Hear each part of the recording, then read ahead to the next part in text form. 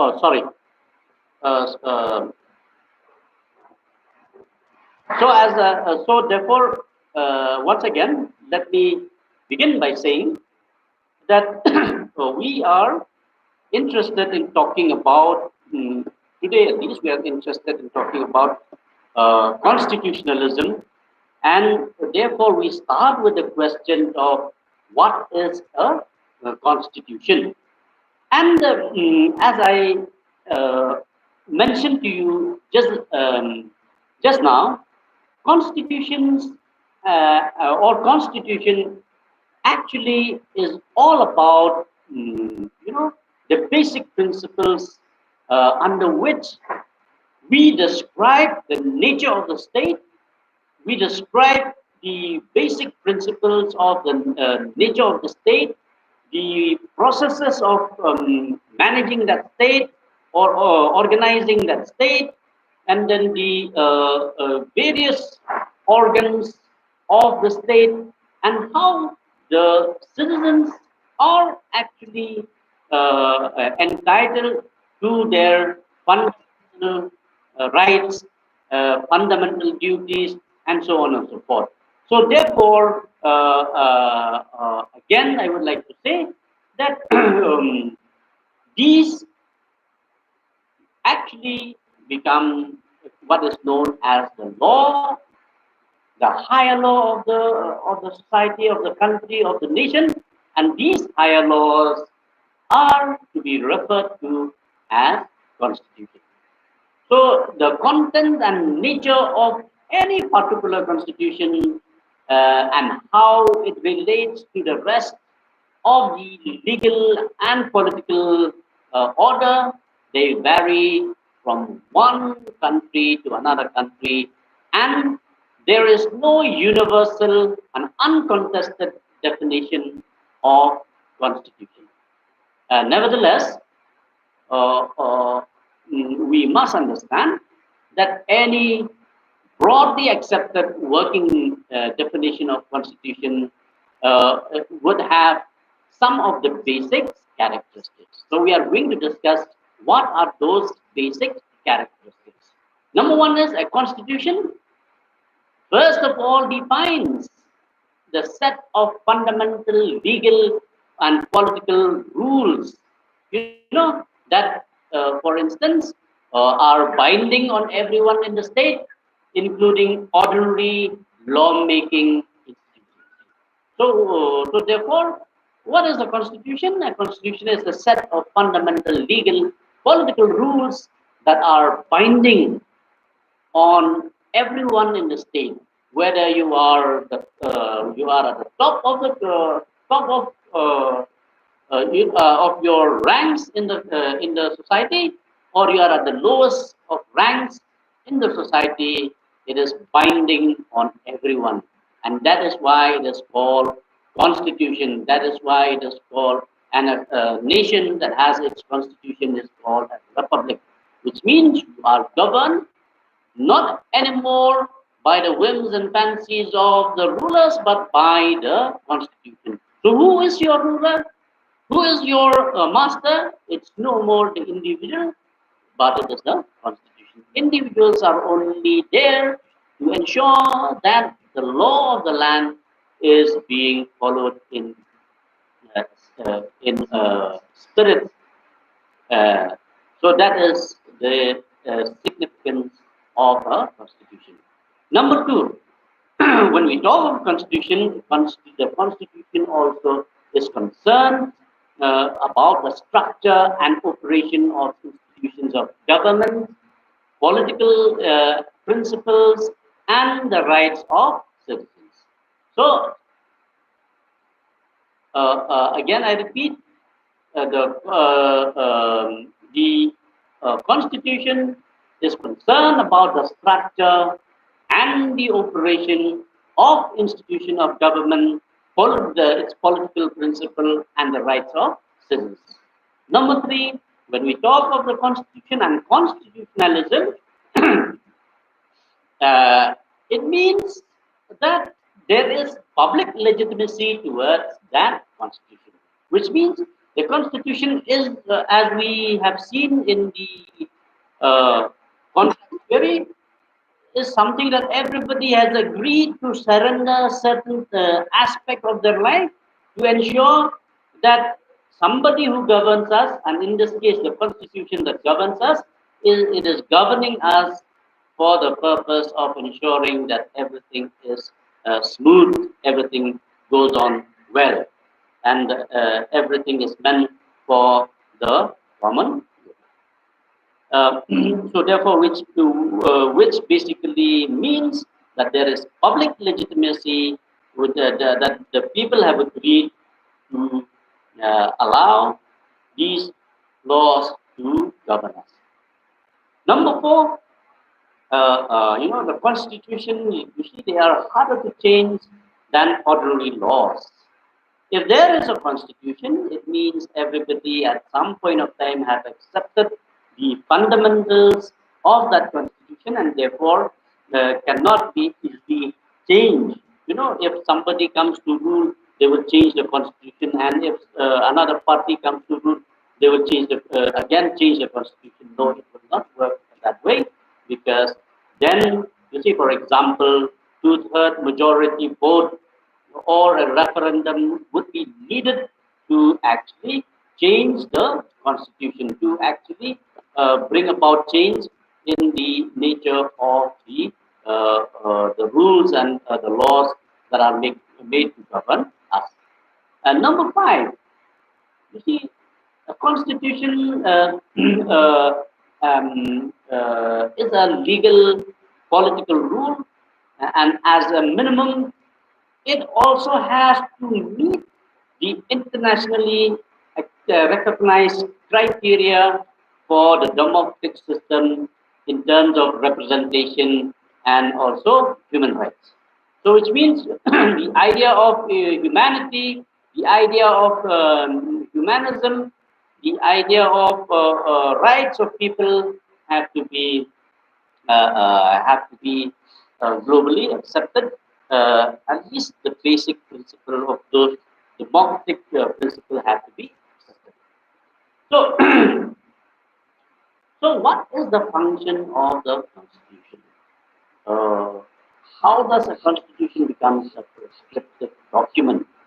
Uh, Constitution, you see, it has the ability, or it has the legitimacy to declare and define the boundary of that particular political community or that particular political entity, which means the constitution should define, first of all, the area under which its legitimacy can be applied.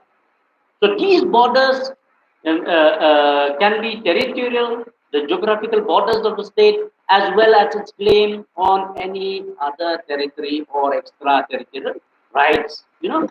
Then these borders can also be personal, in the sense that the constitution will also define who can be a citizen and who cannot be a citizen.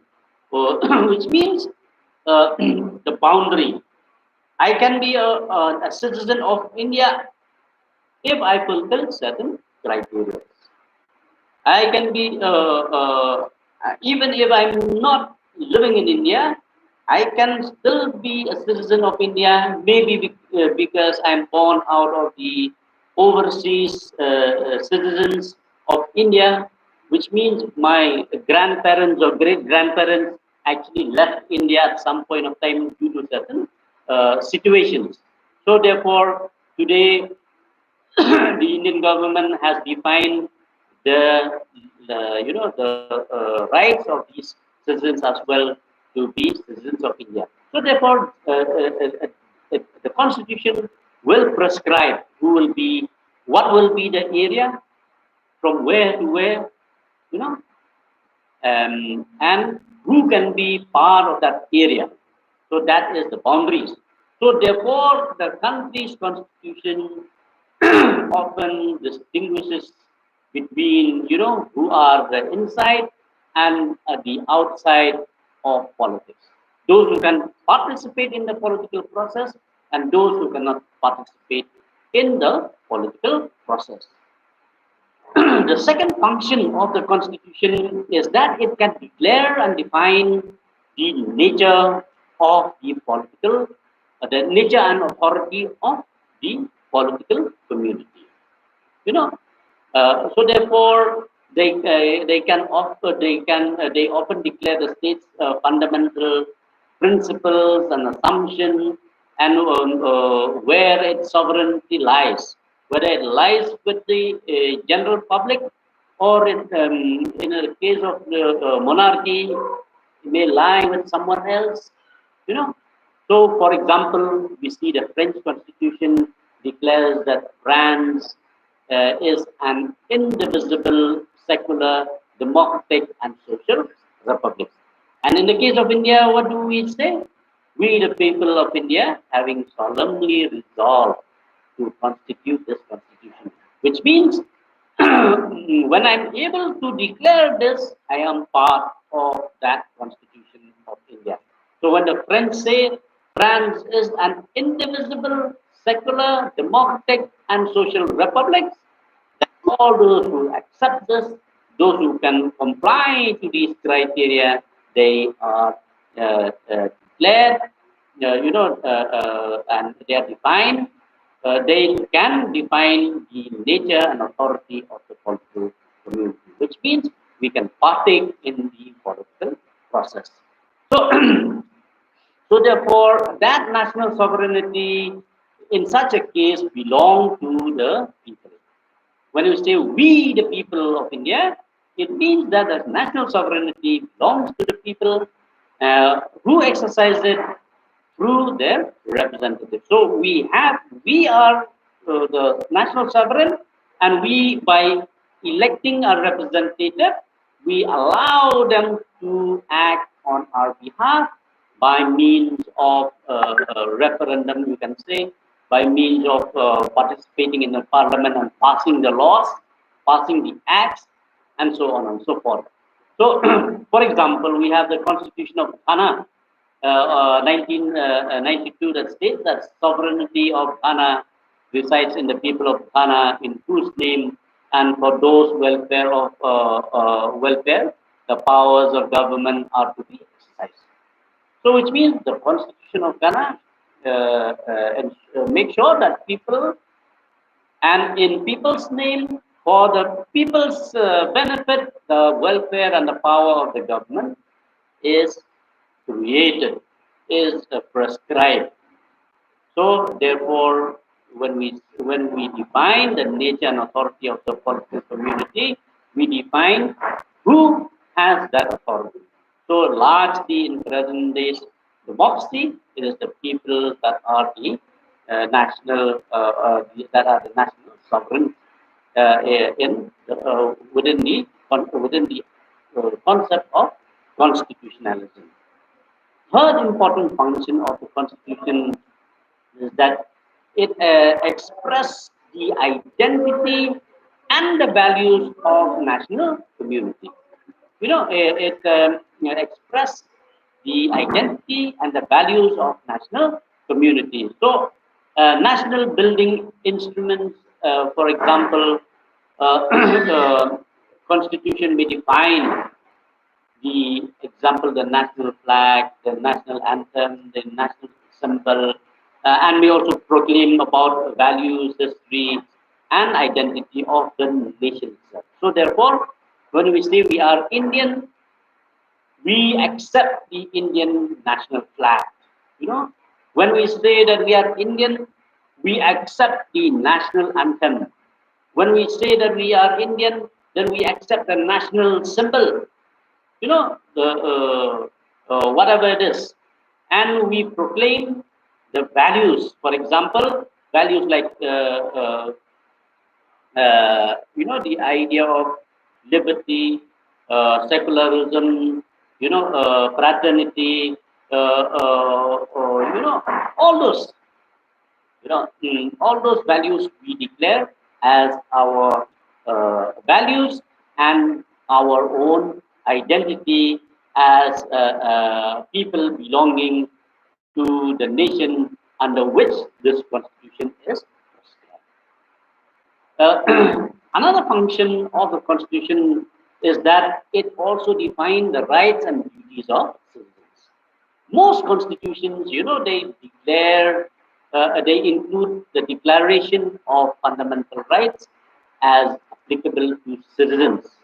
So, at minimum, these will include the basic civil liberties that are necessary for an open and democratic society. That is, in case the society is celebrating the values like civil liberties, democratic liberties. So, for example, freedom of thought, freedom of speech, expression, association, assembly, the rule of law, so on and so forth.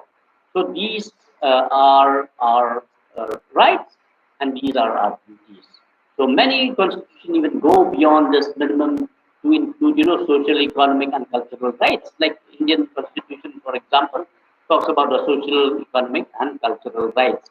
Right to life, right to liberty, right to education. Now we have right to information, uh, uh, uh, so on and so forth. You know, so these all become the specific collective rights of minority, of course, of majority and minority rights also. In the case of India, minority rights they enjoy certain other rights, like the right to reservation, right to preferential treatment, so on and so forth. So, so therefore, some rights may be applicable to all citizens. Some rights may be applicable to uh, uh, uh, uh, some citizens. Some rights may be applicable even to non-citizens. Even to non-citizens who are coming here. Like, for example, the right to be free from torture and physical abuse, the right against arrest, arbitrary arrest. So these are the rights enjoyed by those who are not citizens. So now again, when we talk of constitution, when we talk of prescriptive constitution, therefore, the constitution also prescribe and establish or regulate the political institution of the community, defining various institutions of government. It prescribes its composition, its powers, its function, and regulating the relations with all among all these, and it is almost universal for all constitutions to establish the legislative, the executive, the judicial branches of government. So that is how it regulates the political institution of the community. So in addition to all these, there may be symbolic head of state, like in the Indian system, we have the parliamentary system of governance. So the the uh, symbolic head of state is the president, but he functions under the advice of the minister, of the prime minister and his council of ministers. So, therefore, these are the kind of prescription that the constitution provides.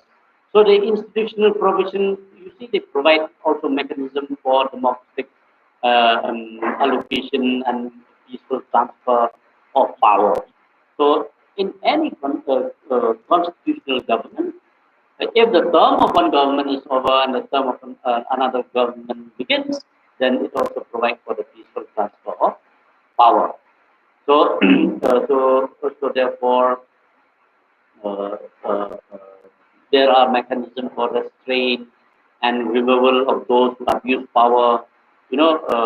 These kinds of things are being prescribed by the Constitution. And the Constitution also can divide and can also prescribe for the share of power, the division of power of different layer of government, or among the states, between the center and the state, in the form in the principle of federalism. So the division of power may be, based on geography, like federalism.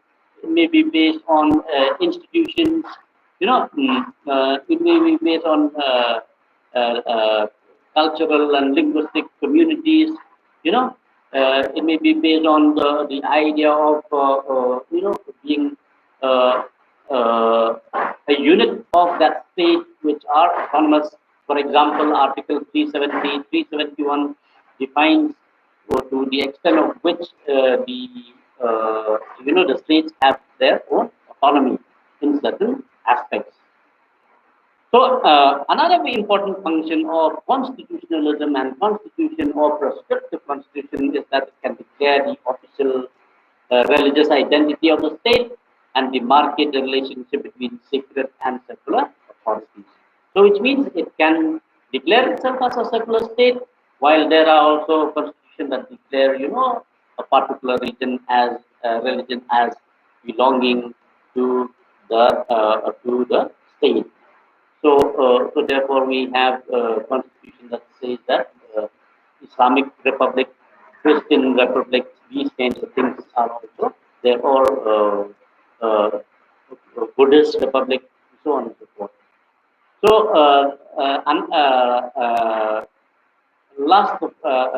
last, the constitution can also commit states to particular social, economic, or developmental goal, which means it will set the goal of the government of the state, and this therefore will allow for the state to define its own future, or to define the future of um, of the state. So, as I said, you see, when I talk of constitutions and constitutionalism, we have various ideas of constitutionalism. One is, as I said, prescriptive constitution, another is written constitution or procedural constitution. So, there are two constitutional archetypes, you can say. Constitutions actually balance and reconcile the legal, political, and social functions in different ways. However, as I said, there are broadly two constitutional archetypes that have been identified by scholars. One is the procedural, and the other is the prescriptive.